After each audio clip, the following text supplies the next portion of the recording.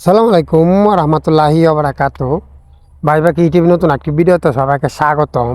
আলহামদুলিল্লাহ, আজকে আপনাকে দেখানোর চেষ্টা করব সঠিক নিয়মে বাড়ি টমেটোর জন্য কিভাবে রুল তোলা হয় এবং কত হাত রুল দেওয়া হয় এবং জানটা কত হাত দেওয়া হয়। আজকে আপনাকে দেখানোর চেষ্টা করবো, আপনারা সম্পূর্ণ ভিডিওটি না টেনে দেখতে থাকেন। আসলে আমাদের বাসায় এটাকে রুল বলা হয়, অনেকেই বেড বলে।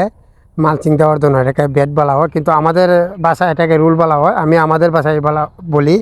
প্রথমে রুল তোলার জন্য 60টা কুটা নিলাম দাগ দেওয়ার জন্য। এটা কুটাটার মাপ হচ্ছে গিয়া 2টা কুটা নিলাম 2 আইত্যা এবং 2টা কুটা নিলাম 1.5 আইত্যা। 2 আইত্যা যে কুটাটা এটা হচ্ছে রুল হবে, আর 1.5 আইত্যা যে কুটাটা এটা হচ্ছে জান হবে। তাই প্রথমে 60টা কুটা নিলাম দাগ দেওয়ার জন্য, তারপরে দাগ দেওয়া শুরু করলাম। প্রথমে 2 আইত্যা যে কুটাটা এটা ফালাই, তারপরে 1.5 আইত্যা কুটাটা ফালাই, মানে জানটা এটা হবে 1.5 হাত এবং রুলটা এটা হচ্ছে 2 হাত। আসলে সঠিকভাবে মালচিং করার জন্য 2 হাত রুল সবসময় ব্যবহার করবেন। আমাদের 4 ফুটটা যে মালচিংটা এটা দিলে অবশ্যই 2 হাত দিবেন। এবার ভালোভাবে মাইপে 2 হাত রুল দেওয়ার চেষ্টা করবেন, দেখবেন মালচিং সুন্দর মতো পড়বে এবং সঠিকভাবে পড়বে। একবার যে রুলটা দেওয়া হবে রুলটা সম্পূর্ণ রুল একবারে মালচিংয়ে ঘুরানো যাবে। আর যদি এখানে কম বেশি করেন 2 হাতের একটু বেশি করেন তে মালচিংটা সঠিকভাবে পড়বে না।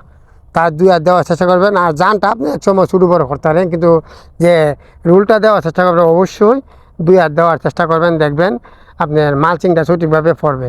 আর জান অনেক সময়, যেমন আমাদের এই জমিটা জান 1.5 হাত দিছি, কিন্তু 1.5 হাতে একটু বেশি দিলেও জান সমস্যা হয় না, কারণ আমাদের এই জমিটা একটু শ্যামা জায়গা হওয়াতে তাই আমি 1.5 হাত দিছি। 1.5 হাতে আরে 1-2 আঙুল কম দিছি, কারণ একটু যাতে শ্যামা জায়গার মাঝে গাছগুলি চুবাইবে কম, মানে ড্যাম দিবে কম, তাই একটু ছোটো দিলাম জানটা। আর রুলটা ঠিক আলাম 2 হাত। যাই হোক, কীভাবে রুলগুলি তোলা হচ্ছে দেখতে পাচ্ছেন, দাগ দিয়া পাওয়ার দাগ দিয়া, তারপরে সঠিকভাবে দাগের সাইডে দিয়া এক সাইড দিয়া সুন্দরভাবে সোজা করিয়া রুলগুলি তোলা লাগে। দেখতে পাচ্ছেন আমরা নিজের এই কাজগুলি করা হচ্ছে আমাদের এই জমিটাতে। আসলে কাজের লোকও তেমন একটা পাওয়া যাচ্ছে না কাজ করার জন্য, যেহেতু ইদানিং ধান কাটার কারণে আমাদের প্রচুর পরিমাণে কাজ। আমাদের এই দিক দিয়ে কাজের লোক কোনোভাবেই মিলতেছে না কাজ করার জন্য, প্রচুর পরিমাণে কাজ লাগছে। তারপরেও আমরা নিজের এই কাজগুলি করা হচ্ছে, টমেটো রোপণ করা লাগবে, তাই আমরা নিজের এই কাজগুলি করা হচ্ছে দেখতে পাচ্ছেন। তারপর রুলগুলি তোলার পরে একটা রুল দিয়ে আমরা 4বার দেওয়া আশা করি।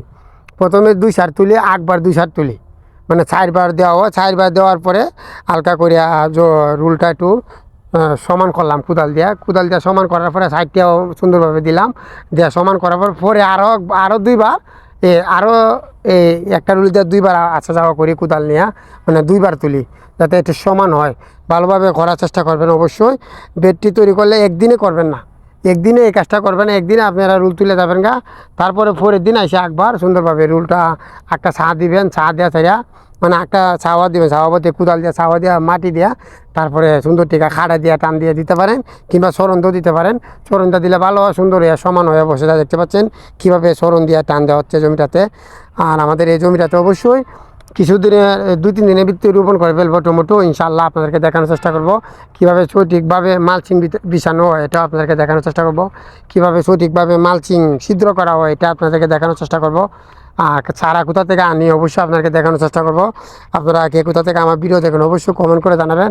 আর সবাই দোয়া করবেন আমাদের জন্য, আমরা ভালো থাকি, সুস্থ থাকি, আর ভালোভাবে কৃষি কাজ করতে পারি।